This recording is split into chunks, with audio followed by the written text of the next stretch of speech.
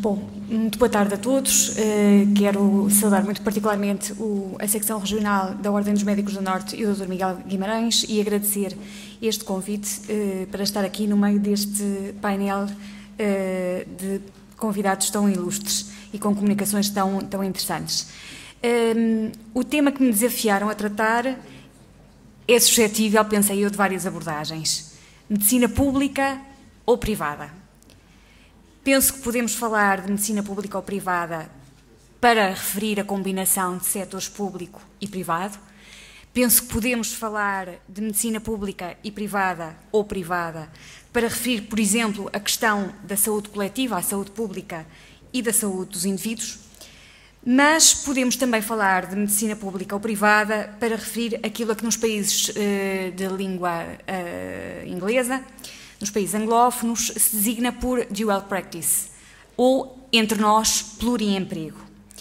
E escolhi esta perspectiva para esta apresentação. Vou referir então esta questão da medicina pública ou privada, do pluriemprego, na ótica do pluriemprego, da dual practice, abordando três aspectos muito sumários. Em primeiro lugar, o problema, que penso que tem diferentes perspectivas. Depois a questão do pluriemprego médico, uma realidade que penso ser mal conhecida. E depois terminar com aquilo que designei medicina pública _ medicina privada. Que conjunção utilizar? A questão da opção entre a medicina pública e a medicina privada é um tema que gera percepções profissionais e percepções da opinião pública muito distintas. É, de resto, um tema que frequentemente está na agenda governativa e nos programas de governo. No entanto, esta questão pode ser compreendida pelos próprios recorrendo a palavras dos próprios. Eu poderia dar-vos uma perspectiva minha, mas optei por procurar o que é que os próprios dizem sobre esta realidade. E encontrei duas perspectivas personal views muito recentes, publicadas no BMJ de maio deste ano. A primeira perspectiva e depois a réplica. E tentarei partilhar convosco de uma forma muito sucinta, mas que não consegui abreviar muito, aquilo que diziam estes dois colegas. O primeiro, sobre o tema, a prática privada não é ética e os médicos devem desistir dela, dizia assim: o negócio da medicina e a prática, o negócio da medicina e a prática e o exercício da medicina estão em opostos. A medicina privada encoraja os médicos a tomar decisões na base do lucro mais do que da necessidade. Então, por que é que eu o fiz?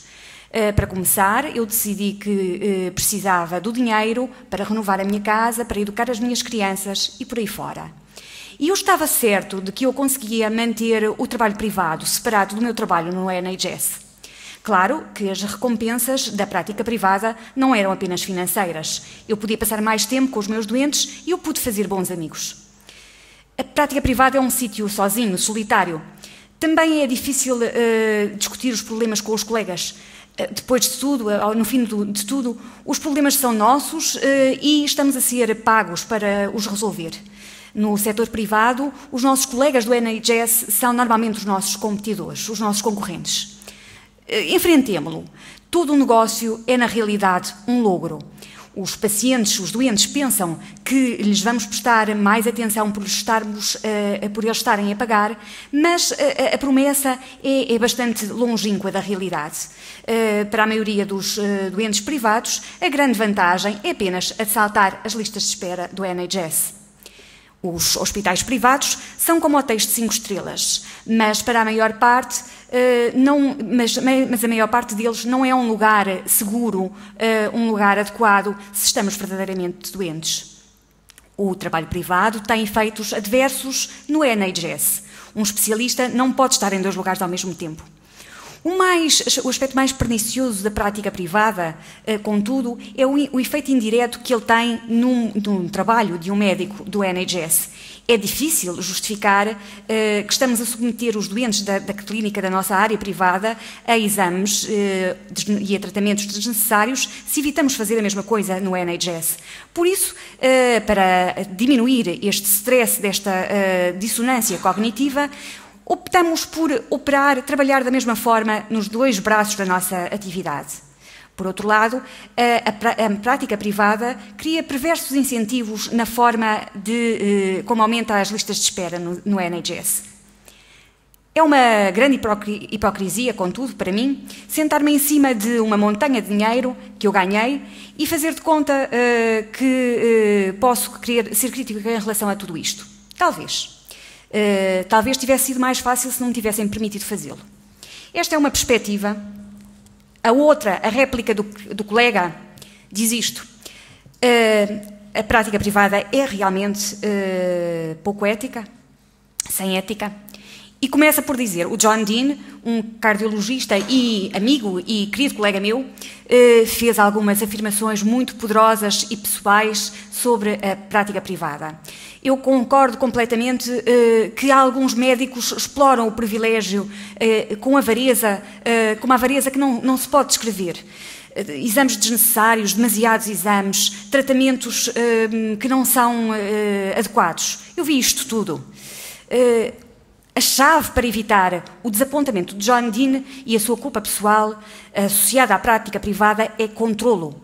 Controlo da quantidade de tempo que cada um pode passar no setor privado. Eu também vi muitos médicos cujas vidas foram roubadas pela clínica privada. Mas não podemos esquecer que muitos ficam contentes de ter apenas a sua pequena clínica privada, que não lhes rouba o seu tempo próprio e o tempo da sua família.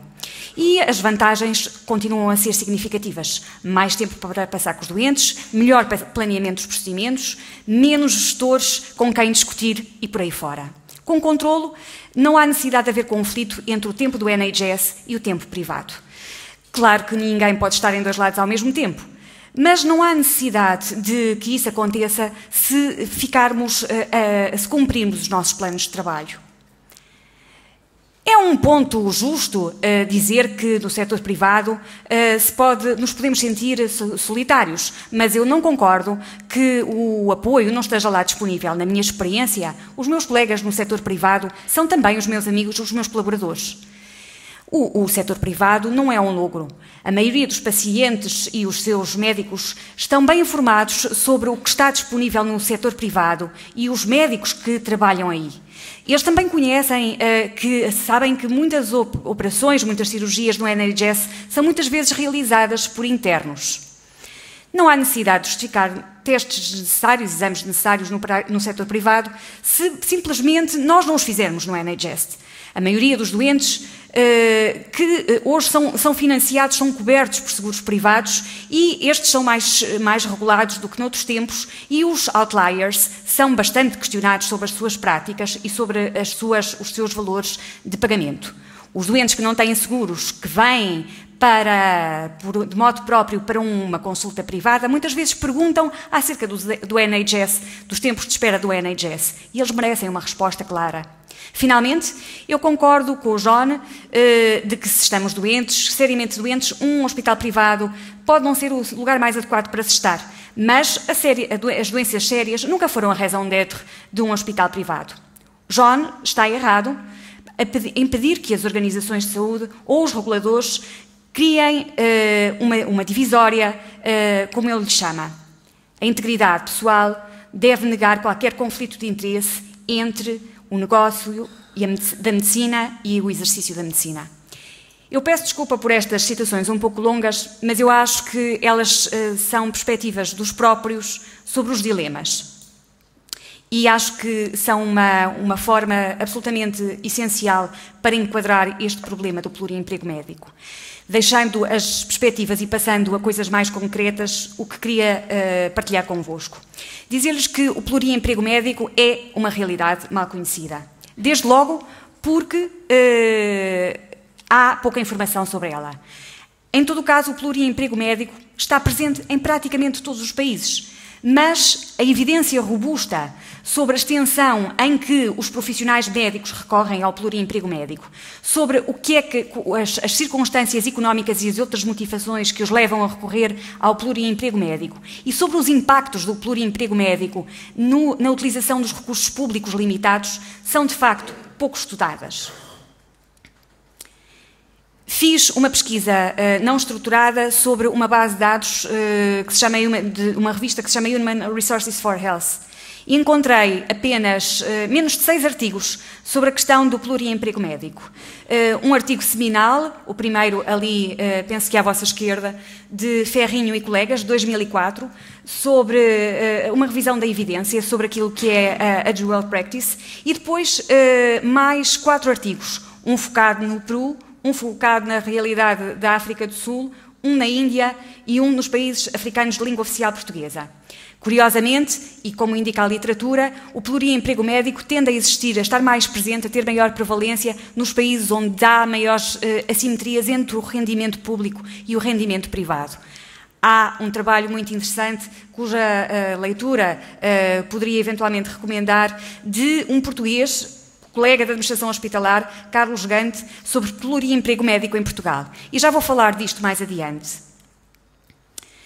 Mas não podemos esquecer que o pluriemprego médico tem vários significados. Falamos de pluriemprego médico quando falamos da acumulação de trabalho médico e de outro tipo de trabalho. Não será certamente a realidade do nosso país, mas será a realidade de muitos países de baixo rendimento. Falamos também de pluriemprego médico quando falamos da acumulação de trabalho médico no setor público, com outras funções públicas, casos do ensino, da investigação, da gestão e, eu diria, e do SIGIC, por que não? Falamos também de acumulação de trabalho médico quando falamos, e esta é a utilização mais comum, de acumulação de setor público e do setor privado. E, portanto, estas são as várias acessões possíveis e é nesta última que brevemente falarei. Comum associar pluriemprego médico a consequências negativas, a um conjunto delas. E, portanto, o emprego médico, nesta ótica, poderá ser um problema. Pode dar origem a comportamentos predatórios, por exemplo, indução da procura e desnatação, seleção, portanto, de doentes menos graves em ambiente privado, conflitos de interesses, por exemplo, agendas incompatíveis, em termos da agenda do setor público e do setor privado, o brain drain, o colega já falou sobre esse tema, e há bastante literatura que diz que a resistência à colocação em zonas rurais é muito mais motivada pela incapacidade de, em zonas rurais, ter uma clínica privada atraente do que por outras razões. Competição pelo tempo, os ingleses chamam-lhe shirking, as pessoas fugidias, as pessoas que estão sempre a fugir do emprego público para o privado e do privado para o público. Mas também se pode pôr a questão do baixo rendimento. As questões, os problemas do desvio dos recursos, do desvio de doentes e até as questões mais sérias da corrupção e dos problemas e dos pagamentos informais. Mas não há só consequências negativas na acumulação médica, pública e privada. Há efeitos positivos e, portanto, podemos perguntar se não residem aqui também algumas soluções. Desde logo a possibilidade de reter profissionais a baixo salário, com a redução de custos para os serviços públicos. Por outro lado, a questão de, havendo possibilidade de acumulação clara, haver diminuição de pagamentos informais e, portanto, maior transparência. Por outro lado, o aumento da oferta e a melhoria do acesso, com redução dos tempos de espera. O aumento da liberdade de escolha e maior satisfação dos doentes. E ainda, em algumas perspectivas, um enriquecimento da experiência profissional, com a possibilidade de ter mais treino, fazer mais mão, ter mais doentes para ver e para tratar. Ora, há poucos estudos, isto são os lados, o verso e o reverso da medalha, mas a verdade é que há poucos estudos que evidenciem os motivos que levam um médico a acumular prática pública e privada. Maioritariamente apontam para fatores de origem monetária, melhorar o rendimento, mas também referem fatores não monetários, buscar de alguma forma uma maior satisfação profissional, seja através de melhores condições de exercício, autonomia na organização do trabalho, atualização ou prestígio social. O que é facto é que, genericamente, e acho esta formulação particularmente feliz, o que leva à opção da acumulação é o gap de expectativas entre aquilo que se imaginava que uma profissão fosse trazer e a compensação pelo serviço público. E entre nós? Entre nós, o que é que sabemos sobre este fenómeno? muito pouco. Tentei, sabendo que à partida que a resposta ia ser difícil, mas tentei encontrar números para a acumulação. Mais uma vez, encontrei os números para os médicos inscritos na Ordem dos Médicos, encontrei os números para os médicos que trabalham no SNS, encontrei inclusivamente os médicos que a entidade reguladora da saúde diz que estão a trabalhar em entidades privadas, limpando aqueles que estão em duplicado, mas não sei quantos médicos portugueses trabalham no público e no privado. Ainda assim, o estudo seminal, quase seminal, sobre esta matéria de que vos falava no início, de Ferrinho e colegas, diz que provavelmente 58% dos médicos do setor público exercem atividade privada.